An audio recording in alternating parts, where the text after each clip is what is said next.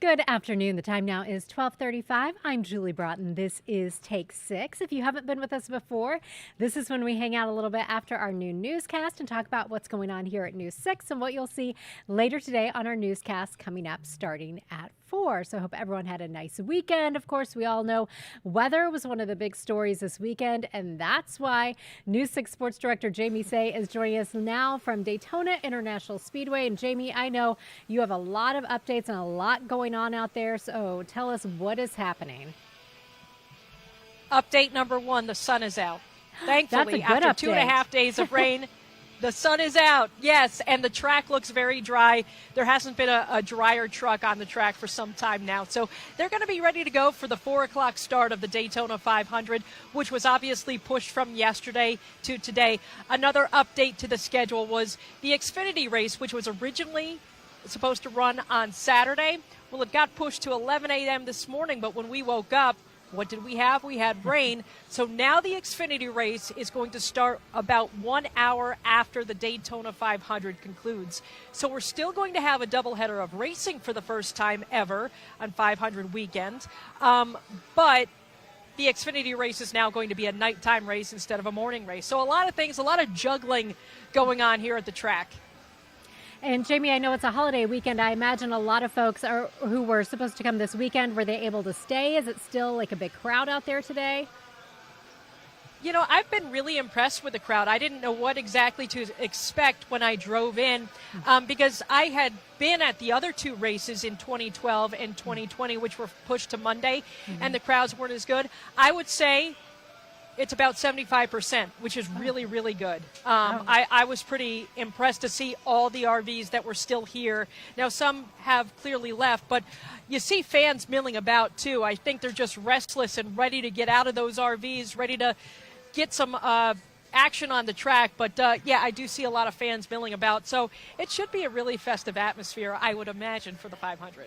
Wonderful. And I love your first update that you gave that the sun is out. That is one of the most important updates I think we could get on a weekend like this.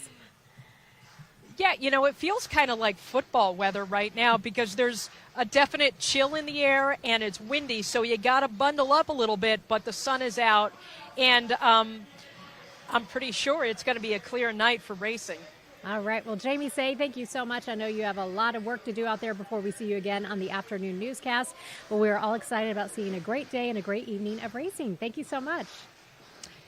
Thanks, Julie. All right, and as Jamie mentioned, the sun is out in Daytona Beach. What a wonderful update. We do have a forecast for you if you are planning to head out there or if you're just curious about what the conditions will be. As she said, they haven't seen a drying truck out there in about an hour. We're looking at skies continuing to clear out in Daytona Beach, 61 degrees at 3 o'clock with those clearing skies. And then as we head into the evening hours, temperatures do drop after sunset, 52 degrees at 7 and then 51 at 9. So again, folks do need to bundle up, but we're looking a whole lot better than we were out there this weekend. Here's a look at that radar for you. We're starting to see most of the showers now out over the Atlantic, maybe just a little bit of light rain lingering in extreme southern Brevard County down toward areas like Palm Bay, but we are really on the upswing as far as our forecast.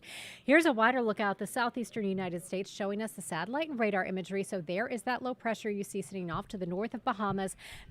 That is pulling away. Behind that, though, we're still seeing our winds coming in generally out of the north and northeast. So that is keeping it breezy, but that rain moving away, high pressure you see over Texas beginning to slide in, and that will keep things pretty nice for us as we head through the work week. Now, right now, we're at 61 in Orlando, 59 in Daytona Beach, where we just saw Jamie Seh, 57 in Cape Canaveral and Cocoa Beach, 61 in the Villages. It is 60 in Leesburg.